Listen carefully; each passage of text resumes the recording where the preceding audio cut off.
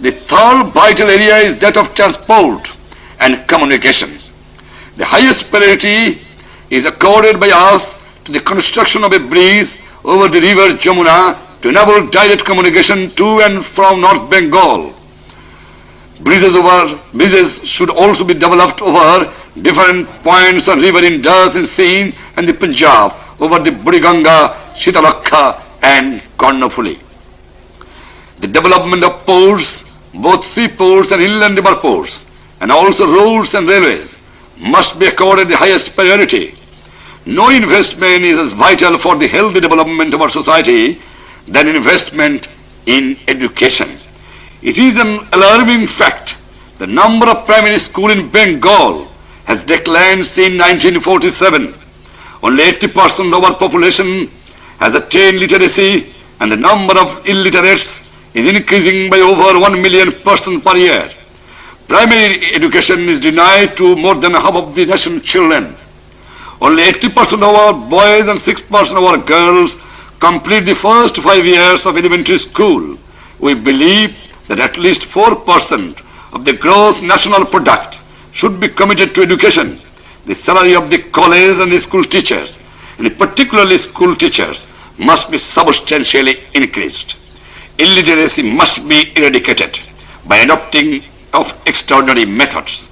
A crash program must be launched to extend free compulsory primary education to all children within 5 years. Secondary education should be made readily accessible to all sections of our people. New universities, including medical and technical universities, must be rapidly established. Poverty should not be allowed to deprive meritorious boys and girls of the opportunity to pursue higher education. Immediate steps should be taken to ensure that Bengali and Urdu should replace English in all walks of life, while every effort should be made to encourage the development of regional languages. Turning to the problem of the cities, we find low-income groups living in subhuman condition. The so-called improvement trust have been busy developing luxurious residential areas for the wealthy, while the poor have been left to fend for themselves. Future urban development must concentrate on providing for the needs of the poor majority of the city dwellers. Low-cost urban housing must be accorded the highest priority. In the field of health, even a minimum measures of medical relief is denied to over 90% of our population. Immediate measures should be undertaken to establish a rural medical center and every union and a hospital at every Thana headquarters. National service in the rural areas should be introduced for medical graduates, and para-medical personnel must be trained in large number to establish the rural health centers. Industrial workers play as vital a role in the economy as in the people's struggle. Their basic rights to form trade unions, to bargain collectively, and to strike must be granted. A living wage and the basic amenities such as housing, education, medical care for themselves and their children must be assured. All labor laws which restrict the basic rights of workers must be repealed. They can be expected to make their full contribution toward increasing industrial productivity.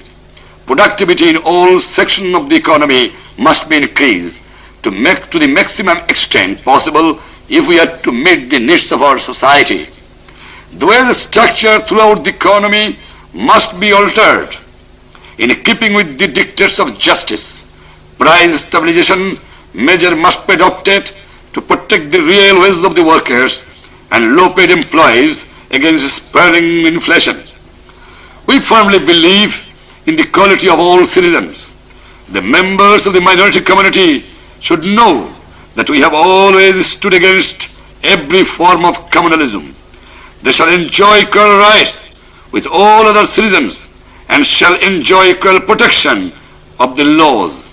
Every effort must be made to develop our tribal areas so that these areas can be fully integrated with other areas and the tribal people are able to enjoy equal opportunities with other citizens in all walks of life. Our brothers in the Chittagong Hill Tracts, in the offshore islands and the coastal areas require special assistance to develop their latent resources in order to enable them to play their rightful part in our national life. Muhajirs should be integrated into a national life so that they may become assimilated with the local people and thus enjoy equal rights and opportunity with them in all walks of life. I must repudiate once and for all the false propaganda that Islam is endangered by 6-point formula or our economic program. Nothing which promotes justice between region and region, and a man can be opposed to Islam. We have affirmed our commitment to the constitutional principle that no law should be enacted or imposed in Pakistan which is repugnant to the injunction of Islam as contained in the Holy Quran and Sunnah. To turn to the important area of foreign policy, we believe it is imperative for us to avoid involvement in global power conflicts. We must therefore pursue a truly independent, non-aligned foreign policy. We are committed to the immediate withdrawal from Seattle, CENTO, on all other military pacts and to avoid any such involvements in the future. We support the struggle of the oppressed people of the world against imperialism, colonialism, and apartheid, in keeping with the principle friendship for all and malice towards none. We believe in peaceful coexistence with all states, in particular our neighbors. We believe that normalization of our relations with our neighbors would be the best advantage of our people. We therefore attach the highest importance to the settlement of our outstanding disputes. We have emphasized the importance of a just settlement of the Kashmir dispute in accordance with the United Nations resolutions. The threat of grave and permanent damage of the economy of Bengal posed by the completion of the Farakka barrage must be immediately met. Every effort must be made for the just solution of this problem without further delay. But this program and policies can only be implemented if power is owned by the people. Election will serve as a referendum on the basis of national issues, particularly that of autonomy, on the basis of 6-point formula. The elected representatives of the people alone can give to this country a constitution which will be durable basis for living together. It is for this reason that we have repeatedly pointed out that restrictions sought to be imposed on the constitution-making powers of the elected representatives of the people are not legitimate. We would once again urge upon the President to repeal the restrictive provisions of the legal framework order. It also helped to create conditions congenial for restoration of democracy if all pending cases, warrants against the political workers, students and laborers arise out of the political activities and of the last year's mass observes are withdrawn. All sentences imposed in such cases are commuted. All political prisoners detained without trial should also be released. It is imperative for the security of the nation that armed forces should not have to carry the burden of civil administration or to have to involve itself in politics. These highly trained professionals should be left free to devote themselves exclusively to the vital task of defending the nation's frontiers. I would like to end by saying that as a nation we must prove equal to the challenge that faces us. A real living democracy must be established. The different people who make up Pakistan can only live together with a democratic framework. Any attempt to destroy democracy would in the process destroy Pakistan.